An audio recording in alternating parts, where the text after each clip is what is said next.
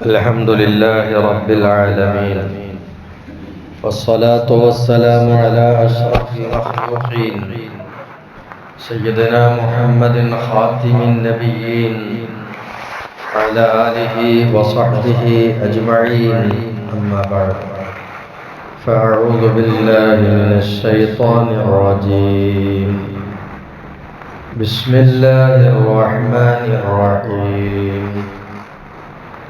قد أفلح من زكاها وقد خاب من دساها. صدق الله مولانا العظيم.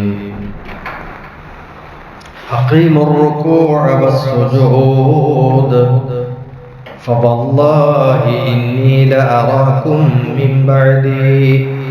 صدق نبينا رسول الله. ബഹുമാനമുള്ള മുഅ്മിനീങ്ങളെ, അല്ലാഹു നമുക്ക് എല്ലാവർക്കും ഖൈറും ആഫിയത്തും പ്രദാനം ചെയ്യട്ടെ. ആരോഗ്യ സംരക്ഷണത്തിന് ആരാധനകൾ എന്ന ആശയമാണ് അബ്ദുല്ലാഹിൽ ഹദ്ദാദ് തങ്ങൾ മുന്നോട്ട് വെക്കുന്ന ഉപദേശങ്ങളിലൊന്ന്. ആരോഗ്യം അല്ലാഹു നൽകുന്ന ദുനിയാവിലെ ഏറ്റവും വലിയ അനുഗ്രഹമാണ്.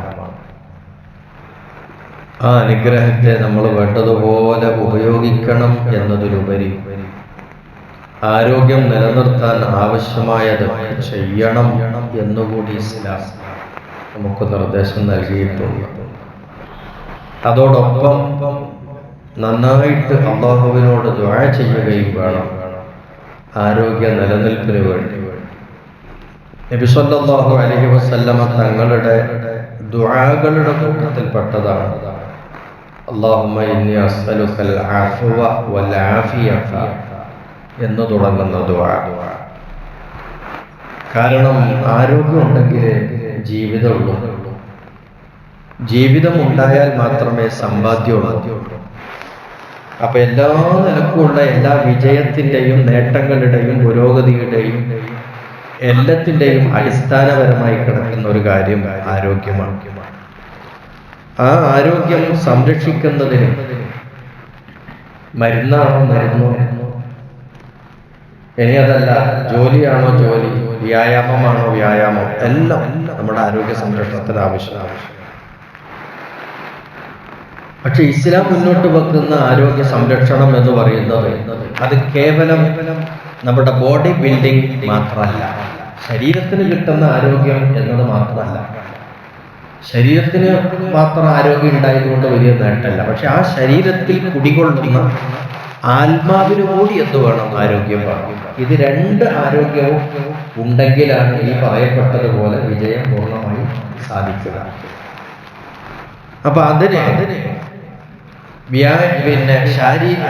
ആരോഗ്യ സംരക്ഷണം എന്ന് പറയുന്നത് ശരീരത്തിനും മനസ്സിനും ഒരുമിച്ചുണ്ടാകേണ്ടതാണ്. അതിനേറ്റവും നല്ലൊരു മാർഗം അതിൻ്റെ കാര്യമായിട്ട് തരുന്നത് രണ്ട് ആരാധനകളെയാണ് ഇമാം അവറുകൾ പരിചയപ്പെടുത്തുന്നത്.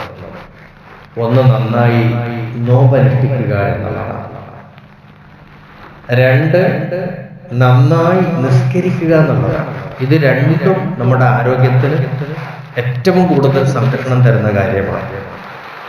ഇന്ന് ബോഡി ബിൽഡിങ്ങിന്റെ ഭാഗമായി കലാരംഗത്തുള്ള പലരും അവരുടെ ബോഡിയുടെ ഷേപ്പ് ക്രമീകരിക്കുവാനും ഭാരം കുറക്കുവാനും വയറ് ഇല്ലാതാക്കാനും, വയറ് പുതിയ ഇല്ലാതാവാനും, അങ്ങനെ ശരീരത്തിന്റെ സൗന്ദര്യം വർദ്ധിപ്പിക്കാൻ വേണ്ടി കൂടി ഇന്ന് നടത്തുന്ന ഒരുപാട് പ്രക്രിയകളുണ്ട്. അതിലൊന്നാണ് ഈ പറയപ്പെട്ട ഭക്ഷണ ക്രമീകരണം എന്ന് പറയുന്നത്. നമ്മൾ നോമ്പെടുക്കും പോലെ മണിക്കൂറുകളോളം പട്ടിണി കിടക്കുക, ഭക്ഷണം കഴിക്കുമ്പോൾ തന്നെ നിശ്ചിത ഭക്ഷണം മാത്രം നിശ്ചിത അളവിൽ കഴിക്കുക, അങ്ങനെയൊക്കെയാണ് ചെയ്തുകൊണ്ടിരിക്കുന്നത്. ബഹുമാനപ്പെട്ടവർ നമുക്ക് തരുന്നൊരു നിർദ്ദേശം റമളാനിൽ എന്തായാലും മുസ്ലിങ്ങൾ നോമ്പ് പിടിക്കണം, ഒരു മാസം കണ്ടിന്യൂ ആയിട്ട്. അത് കഴിഞ്ഞാലും ഉപാധിയൊന്നുമില്ലാതെ നമ്മുടെ ജീവിതത്തിൽ നോമ്പുകൾ കൂടുതൽ ഉണ്ടാവണം.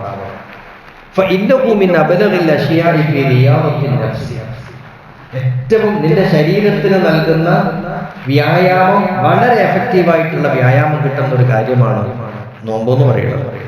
ഒക്കെ മനുഷ്യന്റെ തെറ്റുകുറ്റങ്ങളിലേക്ക് കൂടുതൽ എത്തിച്ച് നാണം കെടുത്തുന്ന വൈകാരികതയെ നിയന്ത്രിക്കാൻ, വസ്തിനാറത്തിൽ കൽബി നിന്റെ ഹൃദയം പ്രശോഭിതമാവാൻ, ഹൃദയം കടുത്തു പോകാതെ നൈർമ്യതയുള്ള ഹൃദയമായി മാറാൻ, നമ്മുടെ ശരീരാവയവങ്ങളൊക്കെ ഒരു നല്ലൊരു മര്യാദ അനുസരിച്ച് പ്രവർത്തിക്കുന്ന, നമ്മളിൽ നിന്ന് മര്യാദ ഉണ്ടാകുന്ന പ്രവർത്തനം നന്നാകുമ്പോൾ ആണല്ലോ നമ്മൾ നല്ലവരായി തീരുക. അപ്പൊ അതിനെല്ലാം ഉതകുന്ന നമ്മുടെ ശരീരത്തിലേക്ക് ക്രമാനുസൃതമായി നിലനിർത്തുന്ന അല്ലാഹുവിനെ ഇബാദത്തെടുക്കാൻ നമ്മൾക്ക് ഉന്മേഷമുണ്ടാക്കുന്ന ഒത്തിരി ഗുണങ്ങൾ അടങ്ങിയിട്ടുള്ളതാണ് നോമ്പുകൾ. പരലോകത്തെത്തിയാലോ അതിന് വണ്ണമായ പ്രതിഫലമാണ്. സ്വർഗത്തിൽ നിന്ന് ആഖിറത്തിൽ നിന്ന് കിട്ടുന്ന പ്രതിഫലത്തിന് എന്തില്ല, അറ്റമില്ല, അതിന് കയ്യും കണക്കില്ല. അത്രയും വലിയ പ്രതിഫലം അതിന് കിട്ടുകയും ചെയ്യും. അപ്പൊ ദുനിയാവിലും ആഖിറത്തിലേക്കും വലിയ ഒരു മുതൽക്കൂട്ട് കൂടിയാണ് നോമ്പെന്ന് പറയുന്നത്. അത് റമദാനിന്റെ നോമ്പിന് പുറമെ മഹാനവറുകൾ പറയാം, നമ്മൾ ഈ തിങ്കളാഴ്ച വ്യാഴാഴ്ച ഒക്കെ നോമ്പ് പിടിക്കും. പിന്നെ ഒരു മാസത്തിൽ 3 നോമ്പ്, അയ്യാമുൽ ബീദിന്റെ നോമ്പ്, 13 മാസം 13, 14, 15 3 ദിവസം തുടരെ നോമ്പ് വരും ഒരു മാസത്തിൽ. പിന്നെ ഇടത്തും തിരക്കൊക്കെ വരുന്ന വ്യാഴം, തിങ്കൾ പോലെയുള്ള ദിവസം. അപ്പോൾ ഒരു മാസത്തിൽ ഏകദേശം കുറച്ച് ദിവസം നമ്മുടെ വയറിന് എന്ത് വരുന്നുണ്ട്, ഈ നോമ്പ് നോൽക്കുന്നത് അതിൽ കൃത്യമായിട്ടുള്ള ക്രമീകരണം നമുക്കതിൽ കിട്ടുന്നുണ്ട്. ആ നോമ്പ് നമുക്ക് വളരെ ഉപകാരപ്രദമാണ്. ശരീരവും ആത്മാവും ആരോഗ്യവത്താവും. ഇതേ ക്രമത്തിലാണ് നിസ്കാരത്തെയും മഹാനവറുകൾ പരിചയപ്പെടുത്തുന്നത്. പക്ഷെ അവർ പറയുന്നത് നമ്മൾ നിസ്കരിക്കുന്ന നിസ്കാരവും നമ്മൾ അനുഷ്ഠിക്കുന്ന നോമ്പും അത് വേണ്ടതുപോലെ പൂർണ്ണ രൂപത്തിലാകാത്തത് കൊണ്ടാണ് അതിൻ്റെ ഗുണഫലങ്ങൾ നമുക്ക് പ്രകടമാകാത്തത്. ഒന്നീ പറഞ്ഞ നോമ്പ് വെറുതെ ഭക്ഷണം കഴിക്കാതെ മണിക്കൂർ നിൽക്കുക മാത്രമല്ല, അതിൻ്റെ പുറമെ മനസ്സിനെ കൂടി നിയന്ത്രിച്ചിട്ട് നോമ്പ് നോക്കണം. അതോടൊപ്പം നോമ്പ് തുറക്കുന്ന സമയത്ത് ഭക്ഷണം കഴിക്കുമ്പോൾ അമിതമായിട്ട് കഴിക്കാതെ, ഈ നോമ്പ് കാലത്താണെങ്കിലും രാത്രി കഴിക്കുന്ന ഭക്ഷണം തന്നെ നിശ്ചിത അളവിൽ പരിമിതപ്പെടുത്തിക്കൊണ്ടുവരണം. അപ്പോഴേ നോമ്പിന് ഗുണമുണ്ടാവും. അതോടൊപ്പം മഹാനവറുകൾ പറയാണ്, നിസ്കാരം പൂർണ്ണരൂപത്തിൽ നിങ്ങൾ നിർവഹിച്ചാൽ തീർച്ചയായിട്ടും ഗുണമുണ്ടാവുക. ഇതാ സ്വല്ലൈതുമു തറാവീഹ, ബഹുമാനപ്പെട്ടവർ പറയാ, നിങ്ങൾ തറാവീഹ് നിസ്കരിക്കുകയാണെങ്കിൽ അത് പ്രത്യേകം എടുത്തു പറഞ്ഞിട്ടുണ്ട്. വേറെ നിസ്കാരമാണെങ്കിലും ബാക്കിയുള്ള സ്വലാത്തുകളിൽ മറ്റു നിസ്കാരങ്ങളൊക്കെ നിർവഹിക്കുകയാണെങ്കിൽ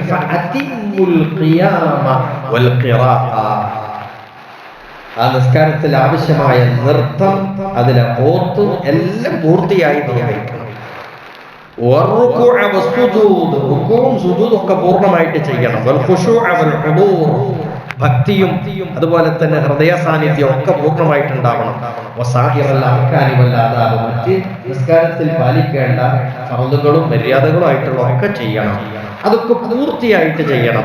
വലാ തജ്അലൂ ലിശൈത്താനി അലൈക്കും സുൽത്താന, അത് നിങ്ങൾ ബേജാറ് വെപ്രാളത്തിൽ ബദ്ധപ്പാടോടുകൂടി ധൃതിയിൽ അത് ചെയ്തുകൊണ്ട് പിശാചിന് നിങ്ങളുടെ മേലിൽ അധികാരം കൊടുക്കരുത്.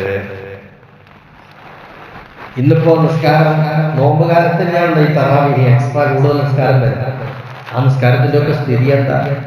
എത്രയും വേഗം അതൊന്ന് കുത്തിമറിഞ്ഞ് എഴുന്നേറ്റ് പോകാനുള്ള തത്രപ്പാടാണ് കൂടുതൽ ആളുകൾ.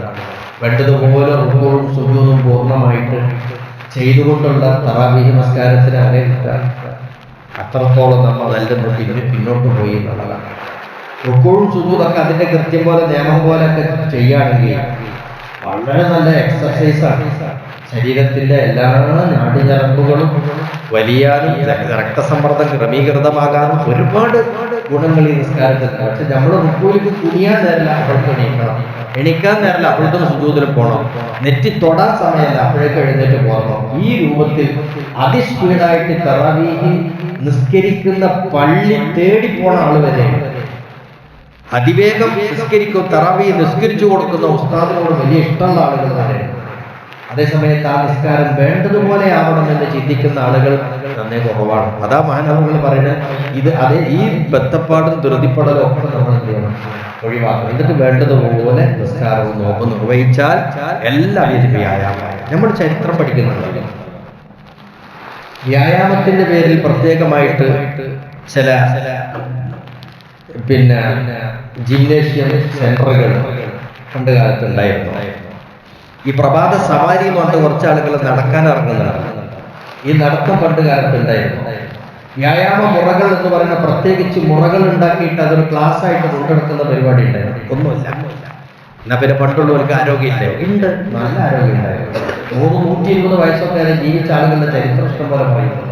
എന്തായിരുന്നു അവരുടെ ആരോഗ്യ രഹസ്യം? അവർ കഴിക്കുന്ന ഭക്ഷണത്തിന്റെയും അവർ ജീവിക്കുന്ന ജീവിത ചിട്ടകളുമാണ്.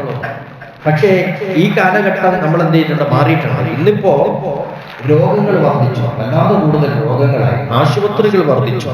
ആശുപത്രി കൂടുന്നതിനനുസരിച്ചിട്ട് രോഗികൾ കുറച്ച് ആശ്വാസം കിട്ടുന്നതായിരുന്നു. അപ്പോഴും രോഗികൾ പെരുകയാണ്. എത്ര ആശുപത്രി ഉണ്ടായിട്ടും അതിൽ നിറഞ്ഞു കവിയാണ്.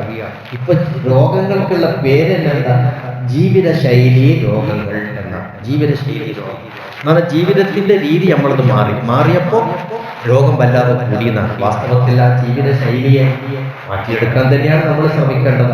അവിടെയാണ് നമുക്ക് വിജയിക്കാൻ കഴിയുന്നത്. അള്ളാഹുവിന്റെ ദൂതർ നബി സല്ലല്ലാഹു അലൈഹി വസല്ലമ തങ്ങൾക്ക് മറ്റ് രാജ്യങ്ങളിൽ നിന്നും നേതാക്കന്മാരിൽ നിന്നും പലതരത്തിലുള്ള ഓഫറുകൾ വന്നു. ആ കൂട്ടത്തിൽ ഒരു ഓഫറായിരുന്നു, നല്ല ഡോക്ടർമാരെ നിങ്ങളുടെ നാട്ടിലേക്ക് വിട്ടുതരാം എന്ന് പറഞ്ഞത്. അള്ളാഹിന്റെ ദൂതർ അവരുടെ ഓഫറുകളൊക്കെ സ്വീകരിച്ചു. പക്ഷേ ഡോക്ടർമാരെ ആവശ്യമില്ല എന്ന് പറഞ്ഞു. എന്താ കാരണം? രോഗം ഉണ്ടെങ്കിൽ ഡോക്ടർമാര്. അപ്പൊ നമ്മൾ ആ ഭക്ഷണം കഴിക്കുന്ന ഇടത്തിൽ നമ്മൾ കൃത്യത പാലിക്കുന്നുണ്ട്, ആരാധനകൾ മുറപോലെ ചെയ്യുന്നുണ്ട്. അപ്പൊ പിന്നെ ഒരു ഡോക്ടറുടെ ആവശ്യം വരുന്നില്ല. അതാണ് നമ്മൾ ഇസ്ലാമിന്റെ തീയതി. പക്ഷെ ആ തീയതിയിൽ നിന്ന് മുസ്ലിമീങ്ങൾ നന്നായിട്ട് അങ്ങോട്ട് മാറി അകലം പാലിക്കുന്നു. ഇന്നിപ്പോ ഏറ്റവും കൂടുതൽ രോഗികൾ മുസ്ലിങ്ങളാണ്. അവരുടെ ഭക്ഷണത്തിൽ കൃത്യവും ക്രമീകരണവും ഇല്ല. ജീവിതശൈലി എന്തായിട്ടുണ്ട്? മാറിയിട്ടുണ്ട്. അപ്പൊ അതുകൊണ്ട് ഇപ്പോ പുതിയ കാലത്ത് ചിലപ്പോ വ്യായാമ മുറകൾ പ്രത്യേകമായിട്ട് പ്രഭാത സവാരി ഉൾപ്പെടെ പലതും നമുക്ക് ആവശ്യമായി വരും. അതിൽ ഇസ്ലാം വിലക്ക് പറഞ്ഞിട്ടില്ല. നിങ്ങൾ രാവിലെ നടക്കാൻ പോണതിനൊന്നും എതിര് പറഞ്ഞിട്ടില്ല. നിങ്ങൾ ജിമ്മിൽ പോണതിന് എതിര് പറഞ്ഞിട്ടില്ല.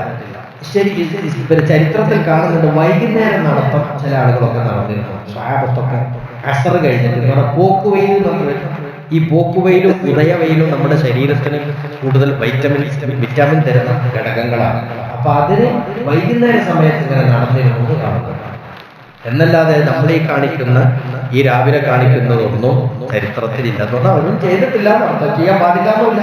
ആവശ്യമായി വരുമ്പോൾ, കാലഘട്ടത്തിന് ആവശ്യമായി വരുമ്പോൾ അത് ചെയ്യാം. പക്ഷെ അതിന്റെ പേരിൽ വേറെ പലതും ഒളിച്ചു കടത്താനുള്ള ശ്രമം നടക്കുന്നു എന്നുള്ളതാണ് ഇപ്പോഴത്തെ ഏറ്റവും ലേറ്റസ്റ്റ് ആയിട്ടുള്ള ഒരു വിഷയം.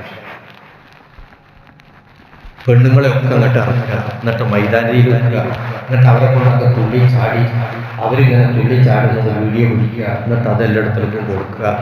ആണുങ്ങൾ ക്ലാസ് എടുക്കുക, പെണ്ണുങ്ങൾ തുള്ളി ചാടുക. എന്തൊരു ആവാസമാണ് മുസ്ലിങ്ങൾക്കിടയിലാണ് നടന്നത്. ഒരിക്കലും അതിനെ നമ്മൾ നിന്ന് കൊടുക്കാൻ പാടില്ല. വാസ്തവത്തിൽ ഈ തുള്ളിച്ചാട്ടവും ബാക്കിയുള്ളതൊക്കെ അവനവൻ വീട്ടിൽ വെച്ച് നടത്തിയാൽ ചെയ്യാവുന്നതേ ഉള്ളൂ. അതിങ്ങനെ പുറത്തിറങ്ങണമെന്നില്ല, സംഘടിക്കണമെന്നില്ല, അതിന് പ്രത്യേക യൂണിഫോം വേണമെന്നില്ല, അതിന് സംഘടന രൂപീകരിക്കണമെന്നില്ല, അതിന് യൂണിറ്റുകൾ ഉണ്ടാവണമെന്നില്ല. ഇതൊന്നും അതിനാവശ്യമില്ല. ഞാൻ പറയുന്നത് ഈ പെണ്ണുങ്ങൾ പുറത്തിറങ്ങിയിട്ട് ഈ ചാടയും തുള്ളുകയും ചെയ്യുന്നത് അവനവന്റെ ഭർത്താവിന്റെ മുമ്പിൽ വെച്ചിട്ടാണ് ഈ തുള്ളുകയും ചാടുകയും ചെയ്യുന്നതെങ്കിൽ ആരോഗ്യം കിട്ടും എന്നുള്ളതിന്റെ മാത്രമല്ല, ആ ഭർത്താവും ഭാര്യയായിട്ടുള്ള ബന്ധത്തിന് തന്നെ മാറ്റം വരും, പിണക്കം തന്നെ മാറിക്കിട്ടും. ഇത്രയും കണ്ട് ആസ്വദിക്കാൻ ആ ഭർത്താവിന് സമയം കിട്ടുന്നുണ്ട്. ഓഹരി ഉറങ്ങി എഴുന്നേൽക്കുമ്പോൾ പെണ്ണിങ്ങനെ തുള്ളാണെന്ന് വെച്ചാൽ അവന്റെ ഭാര്യ ഓന്റെ മുമ്പിൽ വെച്ചിട്ട് ഒരു ഡാൻസോ ഒരു തുള്ളലൊക്കെ ഓന്റെ മുമ്പിൽ വെച്ച് നടത്തട്ടെ, എത്ര സന്തോഷം ഉണ്ടാവും. ഇത് പുറത്തിറങ്ങിയിട്ട് ആരാമാര് കാണാനും വീഡിയോ പിടിക്കാനാണ് ഈ തുള്ളി കൊടുക്കുന്നത്. അതാണ് ഏറ്റവും വലിയ വിഷയം. അപ്പൊ അതിന്റെ പേരിൽ പിന്നെ ആശയപരമായിട്ടുള്ള ഒരുപാട് വിഷയങ്ങൾ, വ്യതിയാനങ്ങൾ, ആളുകളെ മാറ്റിക്കൊണ്ടുപോകാനുള്ള ശ്രമങ്ങൾ നടക്കുന്നു എന്ന് ബലമായി സംശയിക്കുന്നു. അതിന്റെ പേരിലാണ് ഇപ്പൊ വിവാദങ്ങൾ നടന്നുകൊണ്ടിരിക്കുന്നത്. അപ്പൊ അതിലൊന്നും അകപ്പെട്ടു പോകരുത്. നമ്മൾ നന്നായിട്ട് നമ്മുടെ ആരോഗ്യത്തെ നമുക്ക് സംരക്ഷിക്കണം. അതിന് വേണ്ട മുറകളൊക്കെ നമ്മൾ ചെയ്യണം. അതിനു വേണ്ടി വേറെ ഏതെങ്കിലും വിഷമങ്ങൾ അതിന്റെ പിന്നാലെ വരുന്നെങ്കിൽ ആ വഴി തേടി നമ്മൾ പോകരുത് എന്ന് മാത്രം ഓർമ്മപ്പെടുത്തുന്നു. അല്ലാഹു സുബ്ഹാനഹു വ തആല എല്ലാവർക്കും പരിപൂർണ ആരോഗ്യം നമ്മളിലും നമ്മുടെ മക്കളിലും കുടുംബത്തിലും അല്ലാഹു നിലനിർത്തി തരട്ടെ. ആരോഗ്യത്തോടു കൂടിയുള്ള ദീർഘായുസ്സ് അല്ലാഹു പ്രദാനം ചെയ്യട്ടെ. അവസാനം വളരെ നല്ല രൂപത്തിൽ അവസാനിക്കാൻ, നല്ല മരണം ധരിക്കാൻ അല്ലാഹു നമുക്ക് എല്ലാവർക്കും ഭാഗ്യം തരട്ടെ. وآخر دعوانا أن الحمد لله رب العالمين.